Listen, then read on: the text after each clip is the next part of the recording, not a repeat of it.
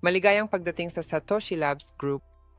Alamin natin kung paano i-activate ang Speed 1 o Speed 2. Mag-click sa Pananalapi, Aking mga pamumuhunan at piliin ang bilis ng isang option upang mag-withdraw bawat 7 araw o bilisan ang 2 upang mag-withdraw bawat 7 araw.